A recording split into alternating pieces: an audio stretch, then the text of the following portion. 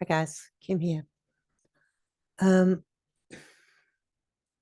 Third time I've tried to record this, and hopefully this time I've got it right. So, my concept with lucid dreaming was that I have studied the Mayan, the Aztec, and the Toltec stuff for about 20 odd years. I've done it since about 2000. And one of the points that the Aztecs make is that the lucid dreaming is a very important part of this phase of the reality that we're going through. And the reason that it's so important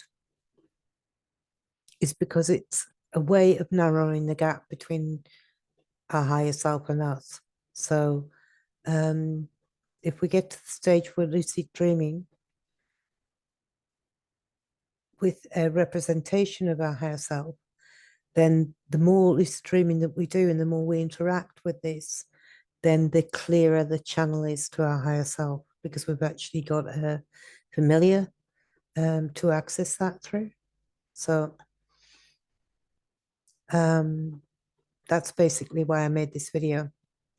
So the Aztecs lucid dreaming, they give their focus to having an animal spirit guide to guide you. That's one of the ways that their shamanic principles did it. And they strongly promoted the idea that during this times, an animal spirit guide could show you paths and truths and reveal valuable information to you. So it's a question as to how you find out what your spirit totem is.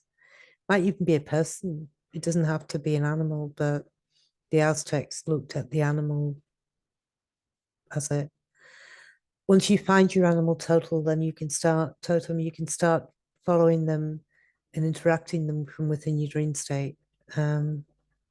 So for me, it was Ashka, my dog, that passed away, or it is Ashka, my dog. The night I got him as a puppy, he came to me in a dream and told me that his energy was the Akasha, but I could call him Ashka. At 12 weeks old, he was constricted by a big snake. I wasn't home at the time, but my flatmate and my neighbor came to the rescue. He was out in the veranda eating his dinner, and a huge python came along, bit him in his paw, and spiraled around him and was trying to crush him from the center. Fortunately, they managed to free him. This is him here, and this is Sandy Beach. This is a beach on the island, and that's Strawbrook Island there up in the distance.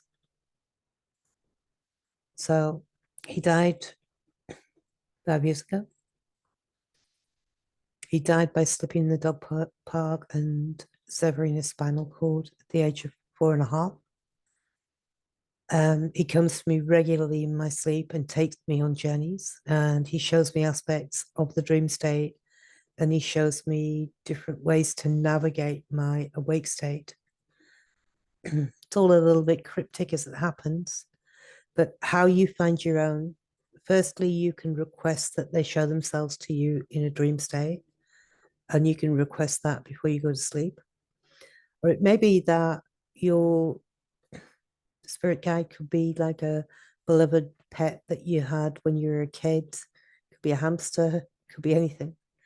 My mother's, it could even be just an animal that you love. My mother had a thing about turtles, and on the day she died, they lived in a waterfront house, and I went down to the end of the jetty, and this turtle came up and was actually talking to me as a representation of her. So it's really dependent on you and your lifestyle. It might be a current pet that you've got, or it might be a favorite pet that you've owned in the past, or it might be even, a butterfly in the wild, or could be anything. So hummingbirds were popular choices by the Aztecs due to their capacity to morph, because of the way the wings, and they appear to morph to somewhere else. So you can't see them flying between point A and point B, but they believe that they morph between dimensions. cats were favored by the Egyptians. It was believed that the cats could live between the two worlds, so they could live between the spirit world and the 3D world. One of the principles of the spirit world is you need to ask. They can't interfere unless you ask for help. You got to request the help. So gradually, once you establish who your spirit guide is, and then you can start interacting with them in the dream state.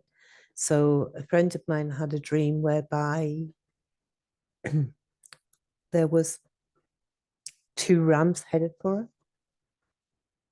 and she intervened in the dream state and she turned the rams around so they faced each other. So they locked horns and fought each other rather than fighting her.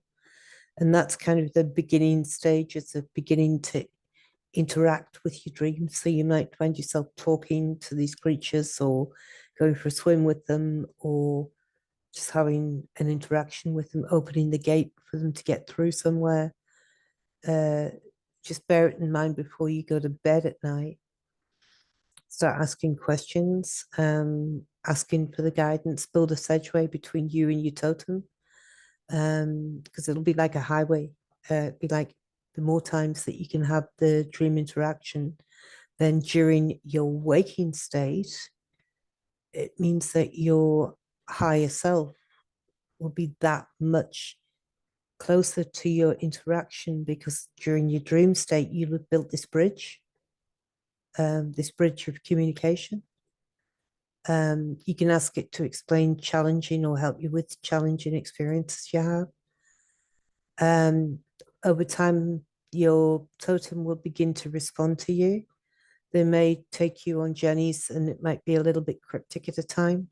But if you wake up during the night after having a big dream, if you can just jot down, have a pen and a piece of paper by your bed and jot down even a couple of notes like fireplace, toad, or market oranges, whatever the dream relates to. Just a couple of words to remind you of it because you have a tendency to forget. Self-interpret as much as possible. So rather than going onto websites to look up what the interpretation of this is or what the interpretation of that is, because each of us has different experiences with different animals in our whole life and different programming. And if you dream about, say, a peacock, then the next day it might be a good idea for you to sit down with a picture of a peacock or just sit in a chair looking at a picture of peacock and see if you get any more information from that because it's like a vital link in communication. But try and meditate on the image rather than looking for external confirmation. It's really important at this time to connect with your higher self. See a little turtle rock there. I'd love your input on this, as I think it's going to be one of our collaborative efforts for everything that we're going through currently. And everything we do from now on will be more collaborative, more group-minded, more utilizing what we've got and utilizing each other's ideas. And it'll make our path or our journey easier. Anyway, thank you for listening. Hopefully it worked this time. Ta-ta for now. Oh, remember to like and subscribe.